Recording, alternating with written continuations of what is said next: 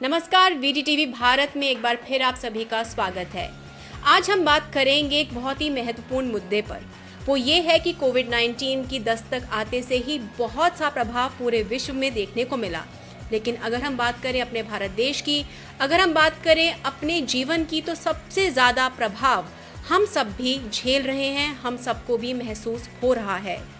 अर्थव्यवस्था किस तरह से पटरी पर उतरी है, अर्थव्यवस्था का आगे क्या होगा, देश में किस तरह से लोग अपना जीवन यापन करेंगे, ऐसी और ऐसी बहुत सी अन्य बातें आज हम करेंगे चार्टर्ड अकाउंटेंट राहुल मालोडिया जी से। राहुल जी, आपका वीटीटीवी भारत में बहुत बहुत स्वागत है। धन्यवाद चालू जी।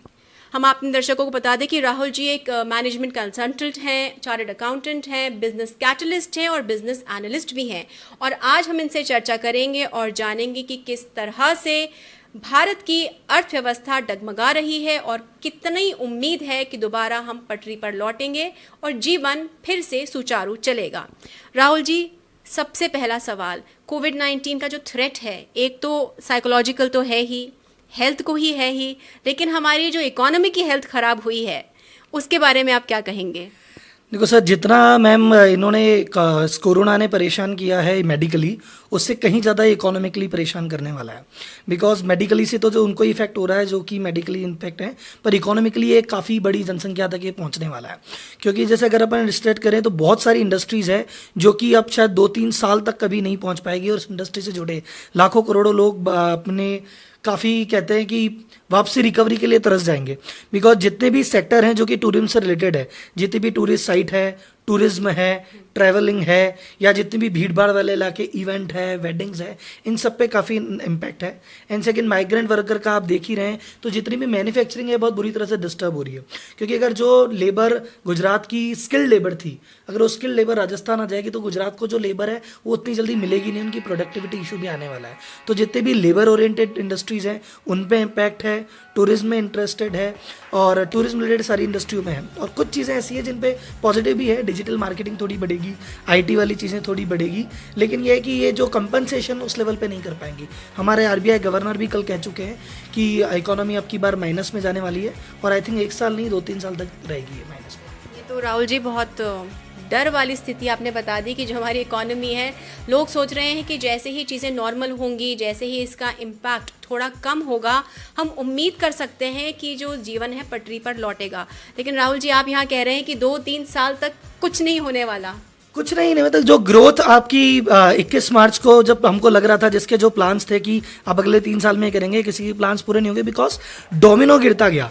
टूरिस्ट अगर नहीं आ रहा है, आपकी एयरलाइन गई, उसके साथ में फिर आपका होटल इंडस्ट्री गई, टूरिज्म साइटें गई। टूरिज्म में बेस जितने अपन जयपुर में हैंडीक्राफ्ट का जो बिजनेस है पूरा, ब्लो पोट्री और जितने भी टूरिज्म एरिया के आसपास की दुकान है, हम मंदिरों को अपनी एफडी तोड़वानी पड़ रही है। तो हम समझ सकते हैं कि भारत जैसे देश में अगर मंदिरों का इम्पैक्ट है तो बिजनेस पे तो सर आएगा ही आएगा।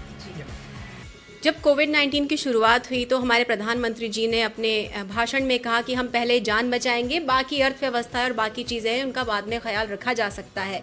लेकिन अब हाल ही में जो उन्होंने बयान दिया, उन्होंने 20 लाख करोड़ के पैकेज की, जो हमारी माननीय वित्त मंत्री निर्मला सीतारमण जी ने कहा है, उसका पैकेज जो अनाउंस किया है, क्या आपको लगता है it will have some kind of positive impact for people?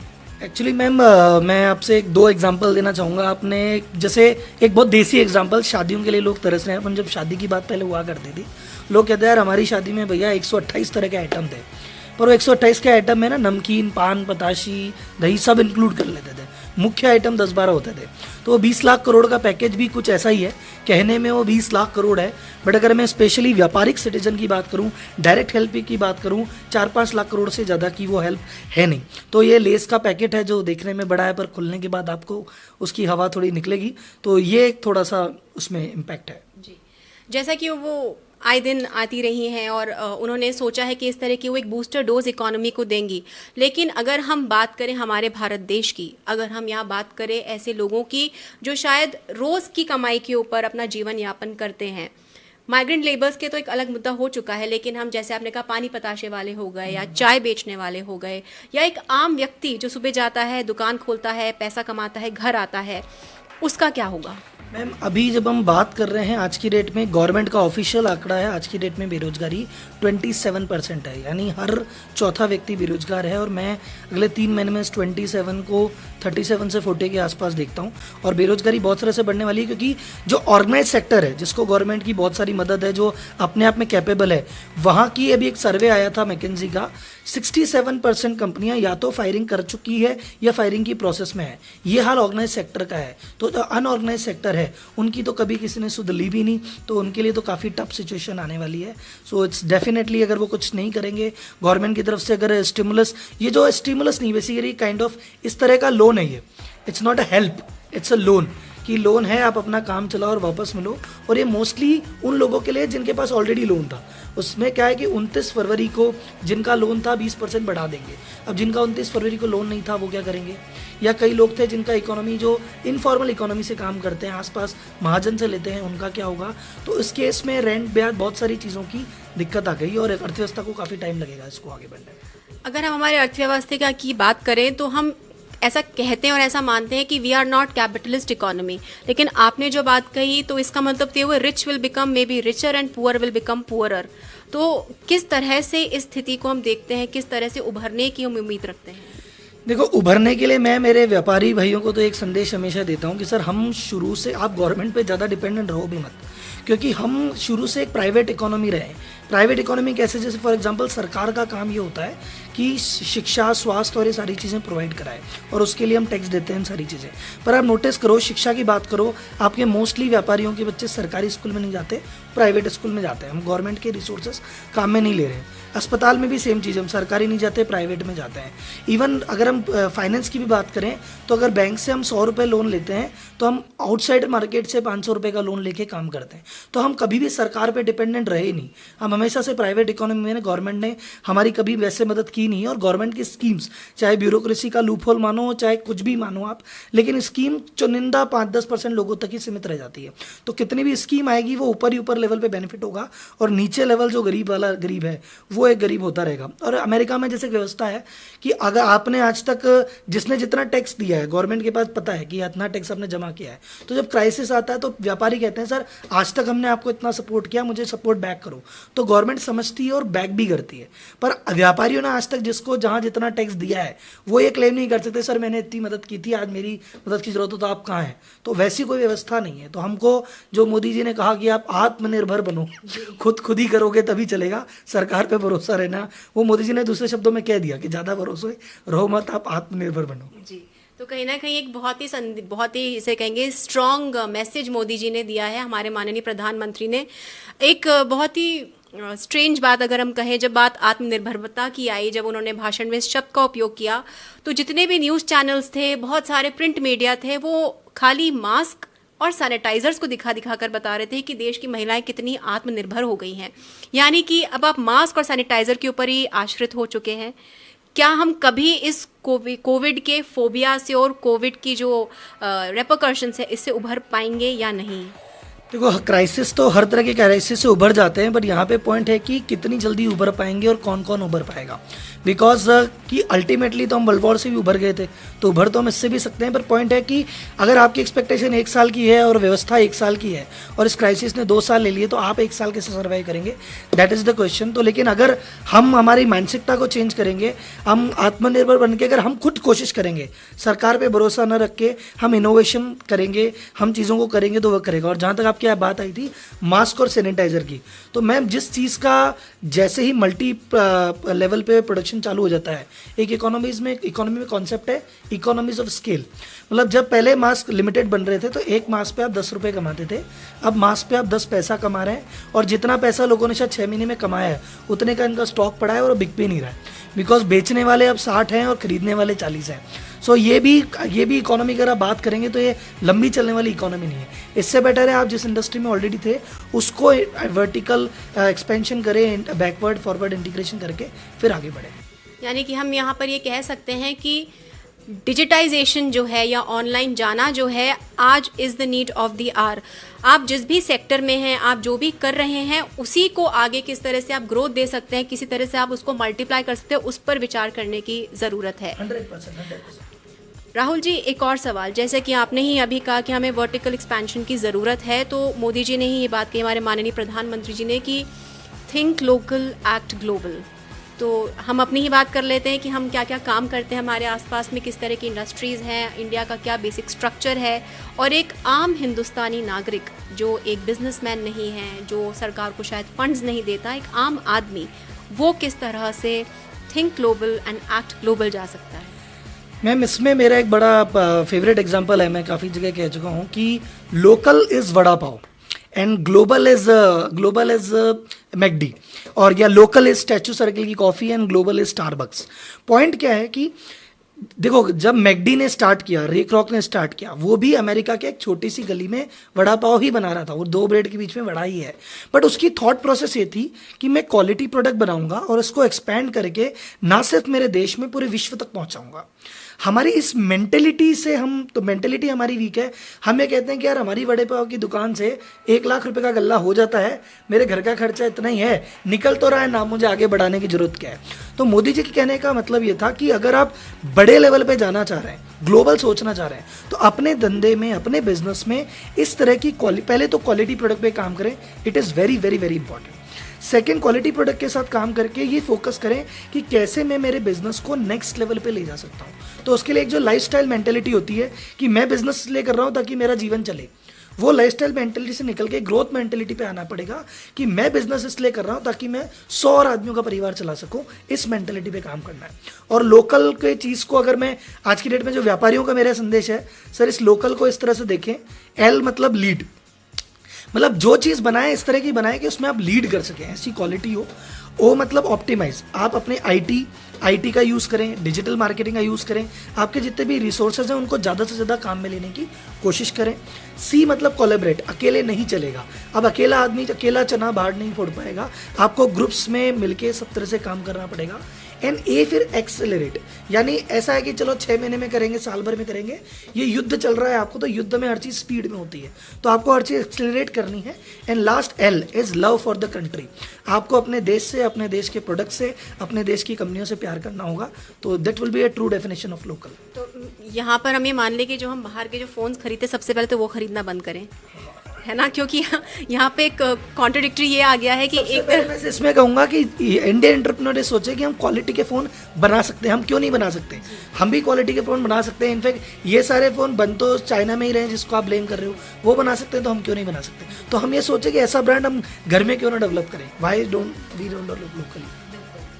आपने से बात करी कि जीडीपी की आपने बात कही थी कि किस तरह से जो है वो एक डोमिनोज इफेक्ट हमें देखने को मिल रहा है, तो आप इस चीज़ को कैसे एक्सप्लेन करेंगे। डोमिनोज इफेक्ट की हम बात करें, जैसे फॉर एग्जांपल इकोनॉमीज के टाइप होते हैं अलग अलग, कि इकोनॉमीज जब नीचे जाती है तो रिकवर कैसे करती है। एक इकोनॉमी वी रिकवर होता है कि नीचे जाती है और एकदम से ऊपर उठ जाती है। एक इकोनॉमी में यू होता है कि वो गिरती है, कुछ देर नीचे रहती है, फिर ऊपर जाती है। और एक इकोनॉमी होती है एल, कि गिरती है और फिर वो नीचे ही काफ़ी समय तक नीचे रह जाती है। जैसे अगर वर्ल्ड ओवर की एग्जाम्पल करूँ तो वर्ल्ड में अगर आप चाइना को देखेंगे, एकदम से लगेगा खत्म है, लेकिन वो लॉकडाउन खत्म करके भाई साहब सबको दुख दर्द देख के वो चालू हो चुका है, उसकी इकोनॉमी ने एक वी मारा है। बाकी जो यूरोपियन कंट्रीज हैं वो डेवलप्ड है, उनकी इकोनॉमी में यू एक्सपेक्टेड है कि वो थोड़ा नीचे गिरेंगे और थोड़ा कुछ करेंगे लेकिन वापस खड़े हो जाएंगे। हमारे इंडिया की इकोनॉमी में क्योंकि बहुत सारे और दोष भी हैं, काफ़ी इंफ्रास्ट्रक्चरल फ्लो हैं, इंफ्रास्ट्रक्चर ठीक नहीं है और काफ़ी नंबर ऑफ चीज़ें हैं, तो उन सारी चीज़ों को अगर हम देखते हैं तो हम इंडस्ट्री में एल देखते हैं। और मैं ये नहीं कह रहा ये overall it's L, but industry wise हो सकता है कि आपकी टोटल इंडस्ट्री में से कुछ इंडस्ट्री वी बना दे जो फटाफट रिकवर कर जाए। जैसे आपकी आईटी इंडस्ट्री थोड़ा हिट लेगी एक्सपोर्ट से, लेकिन वो वापस खड़ी हो जाएगी, या आपके हॉस्पिटल्स वगैरह हैं ये हिट हो जाएंगे, ये ऊपर निकल जाएंगे। और कई इंडस्ट्री है जो यू बनाएगी, आपकी रिटेलिंग है, और जो कई इंडस्ट्रीज है जो एल पे रहेगी। मुझे लगता है अगर माइग्रेंट लेबर पे जल्दी कुछ नहीं किया तो मैन्युफैक्चरिंग में काफ़ी समय तक एल रहने वाला है। और जितनी भी इंडस्ट्रीज है वेडिंग रिलेटेड या जहाँ भी टूरिज्म बेस्ड है, वहाँ पे काफ़ी लंबे समय तक एल एक्सपेक्ट करते हैं। जैसा कि हम जानते हैं कि सरकार ने एडवाइजरी जारी कर ही रखी है कि सोशल गैदरिंग्स में 50 से ज़्यादा लोग नहीं होंगे, मंदिरों पे ताले पड़े हुए हैं, तो कहीं ना कहीं जो हमारा सोशल नेटवर्क है वो हमारी इकोनॉमी में कंट्रीब्यूशन देता है। तो कितना समय आपको लगता है, क्योंकि हमारा वही देश है जहाँ पूरी दुनिया में 2008 में रिसेशन हिट हुआ था, India was the only country or one of the countries which could sustain. So आपको नहीं लगता ये सस्टेनेबल मॉडल जो है हमारे डीएनए में है और हम सस्टेन फिर से कर पाएंगे? देखो 2008 में मैं एक बात कहना चाहूँगा, उस समय हमारी सेविंग के लेवल 30% थे, अभी हमारी सेविंग्स के लेवल 17% है। पहले हमारे जो बड़के थे वो सेविंग करते थे, आजकल की हमारी जनरेशन खर्चने पे ज़्यादा बिलीव करती है, इसलिए वो झटका थोड़ा सा अब की बार हमारे पे भारी है। लेकिन ये है कि जो हमारा जो कल्चर है, देख अगर आप नोटिस करेंगे, अभी अपन मास्क लगा के बैठे हुए हैं, हम दूर से नमस्ते करते हैं, हम घर में नहा के घुसते हैं, तो ये पुराना जो वैदिक कल्चर, हिंदू कल्चर है, ये वापस आ रहा है। और अगर हमने हमारे पुराने कल्चर को वापस लिया है, हम डेफिनेटली सस्टेन करेंगे और वापस रिकवर भी करेंगे। राहुल जी, जैसा आपने कहा कि आज की जनरेशन जो है वो खर्चे पर बिलीव करती है, पर मुझे ऐसा लगता है कि उनकी गलती भी नहीं, पता नहीं कब नोटबंदी हो जाए पता नहीं कब जीएसटी, तो शायद लिव इन दी मोमेंट वाला जो एक फिलॉसफी होती है उसमें शायद कुछ गलत तो नहीं है। नहीं, एक्चुअली क्या है मैम, अभी जो एक इकोनॉमी का एक बहुत कंसर्न भी है, और जैसे जो खर्चे होते थे, एक्चुअली लग्जरी पे खर्चे होते थे, अब वो खर्चे बंद हो जाएंगे। अभी क्या होता था, जैसे फॉर एग्जांपल बेसिक इकोनॉमिक्स है कि हम पहले एसेंशियल पे खर्चा करते हैं, रोटी कपड़ा मकान, फिर नॉन एसेंशियल, बड़ी गाड़ी, बड़ा घर और fridge, TV, AC, cooler, and then we go for luxury कि भाई ठीक है गोल्ड ज्वेलरी, फ्लैट ले रहे हैं, वो सारी चीज़ें। अब क्योंकि हर व्यक्ति को लगता था कि यार मैं इतना पैसा है अगले महीने का निकल जाएगा और उसके अगले महीने की अगले महीने देखेंगे। अब कोविड को लेते हुए अगेन जैसे आपने कहा कब नोटबंदी हो जाए, तो अब लग रहा है कब मोदी जी घर में बिठा दें, अगले 60 दिन घर से नहीं निकलना है, तो हर आदमी 180 दिन की बचत घर में लेके बैठा है। तो जो पैसा मार्केट में घूमना चाहिए, जो रोटेट होना चाहिए, वो लोग बैंक में लेके बैठे हैं या एफडी में लेके बैठे हैं। तो जिसके पास पैसा है वो खर्च नहीं कर रहा, और जिसके पास पैसा है नहीं उसके पास आ नहीं रहा। तो ये इकोनॉमी का चक्र वैसे रुकेगा कि लग्जरी सेगमेंट पूरा आपका साफ होता है, कंफर्ट सेगमेंट आधा हो गया है, और इसेंशियल में अभी स्टॉकिंग और एन नंबर ऑफ चीज़ें हम और दिक्कत भी फेस कर ही रहे हैं। जैसा आपने कहा है, बहुत अच्छे से आपने समझाया कि कैसे, एक तो जो मैं समझ पाई हूँ आपकी बातों से कि वो मास हिस्टीरिया जो है वो स्प्रेड हो चुका है, सब लोग डरे हुए हैं, भयभीत हैं। दूसरा, जो पैसे वाला जैसे आपने कहा वो खर्च नहीं कर रहा, जिसके पास नहीं है वो तो वैसे ही उसने हाथ खड़े कर रखे हैं। क्या आपको लगता है स्टॉकिंग और होर्डिंग, ब्लैक मार्केटिंग, ये सब चीज़ें और बढ़ेंगी या कभी ना कभी सरकार जो है इस पर कंट्रोल ले आएगी? तो सरकार इस पे कंट्रोल ला सकती है, पर अभी मुझे जो स्थिति लगती है, मैं आपको एक एग्जांपल देता हूँ, उससे समझ आएगा। अपने इंडिया का 95% नमक का प्रोडक्शन कर्नाटक और आंध्र प्रदेश से होता है, और वो 90 डेज में प्रोडक्शन करते हैं और बाकी 365 दिन सबको सप्लाई करते हैं। अभी लेटेस्ट इकोनॉमिक टाइम्स के एक आर्टिकल के अकॉर्डिंग 45 दिन लॉकडाउन के चक्कर में वहाँ लेबर नहीं हुआ और प्रोडक्शन नहीं हुआ, और अब बारिश आने वाली है, तो अब वो उनका जो टोटल प्रोडक्शन जो साल भर का करते, अच्छा ट्रांसपोर्ट भी नहीं है, जो प्रोडक्शन कर लेंगे वो पहुँचा भी नहीं पाएंगे। तो जो प्रोडक्शन 100 होना चाहिए था वो प्रोडक्शन ऑलरेडी 50-60 होगा, तो वो 40% की कमी है। तो आपकी महंगाई तो बढ़ने वाली है। अब गवर्नमेंट के पास एक ऑप्शन है कि जो महंगाई है वो इंपोर्ट करे, पर अभी हम एक तरफ बात कर रहे हैं कि हमको आत्मनिर्भर भारत बनाना है, और दूसरी तरफ अगर हमें चीज़ें इंपोर्ट करनी पड़ जाएगी तो सरकार वहाँ खुद को थोड़ा कॉन्ट्राडिक्ट करती है। तो वो करती है नहीं करती, उस पर एक सोचने वाली बात है। तो वो कॉन्ट्राडिक्शन एक रहेगा उनका भी, क्योंकि कई ऐसी चीज़ें हैं जब प्रोडक्शन ही रुक गया ना। अगर लेबर चली गई, आपके पंजाब में कटाई के लिए मजदूर नहीं मिल रहे, तो कृषि में फसल बम्पर है पर काटने को लोग नहीं है। और अभी हमारे पाकिस्तान ने टिड्डी दल भी भेजा हुआ है, आसपास ही घूम रहा है। Let's see. बिल्कुल। तो राहुल जी, ये तो आपने जो बातें कही तो आपने बड़ी सरलता से और हंसते हंसते, लेकिन कहीं ना कहीं मुझे भी डर लगने लगा कि आगे क्या होगा। अगर हम बात करें, every cloud has a silver lining, कि कहीं ना कहीं कुछ उम्मीद की किरण है और उम्मीद पर ही दुनिया कायम है।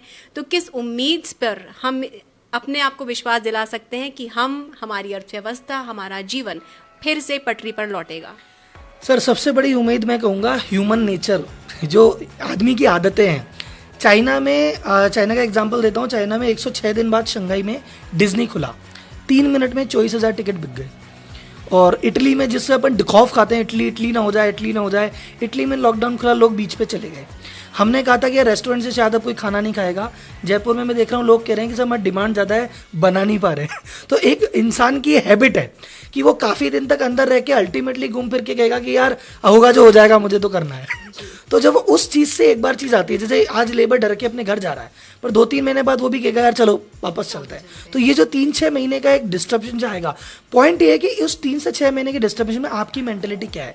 अगर आपने हथियार डाल दिए, कहते ना मन के हारे हारे और मन के जीते जीत, तो अगर आपने हथियार डाल दिया कि यार इकोनॉमी कभी नहीं सुधरेगी, मैं तो धंधा बंद कर देता हूँ, तो फिर आपका धंधा दोबारा चालू नहीं कर पाएंगे। पर आपको लगता है इकोनॉमी है सुधरेगी, मैं थोड़ा धीरे धीरे करता हूँ, और जैसे तैसे अगर आपने 6 महीने साल भर निकाल लिए, वो जैसे पुरानी मूवीज़ में कहते हैं कि बस आज की रात निकल जाएगी तो ये ठीक रह जाएगा, और आज की रात नहीं निकली तो गया। तो बस ये अगले 6-12 महीने निकल जाएंगे तो इकोनॉमी चल जाएगी। ये 6-12 महीने में क्या है उसका इम्पैक्ट है। तो बस मेरी गवर्नमेंट से, सरकार से सिर्फ ये है कि ये जो आपने आत्मनिर्भरता के लिए स्टिमुलस पैकेज दिया जरूरी है, बट एक डायरेक्ट हेल्प, डायरेक्ट कैश में हेल्प, जैसे कहीं ना कहीं आप डायरेक्ट कैश की मदद अगर करें, जो कि आपने गरीब भाइयों के लिए कर दी, बिजनेसमैन के एक तबके के लिए कर दी, कुछ मिडिल क्लास के लिए भी घोषणा की जाए, ये दिल मांगे मोर। जी बिल्कुल, बहुत अच्छी बात कही आपने। तो चलते चलते संक्षिप्त में एक लाइन में आप हमारे दर्शकों से क्या कहना चाहेंगे? मैं बस यही कहना चाहूँगा कि गिरते हैं शहसवार ही मैदाने जंग में, और वो तिफल क्या चलेंगे जो घुटनों के बल चले।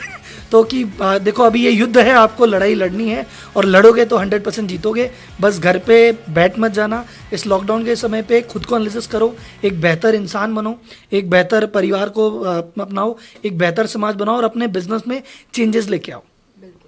राहुल जी, आपसे बात करके बहुत अच्छा लगा, और हम यही कहना चाहेंगे अपने सभी दर्शकों से कि नथिंग इज़ फॉर एवर। हम फिर से लौटेंगे, हमारी ज़िंदगी फिर से नॉर्मल होगी, और फिर से सब चीज़ वैसी ही होगी और बेहतर होगी।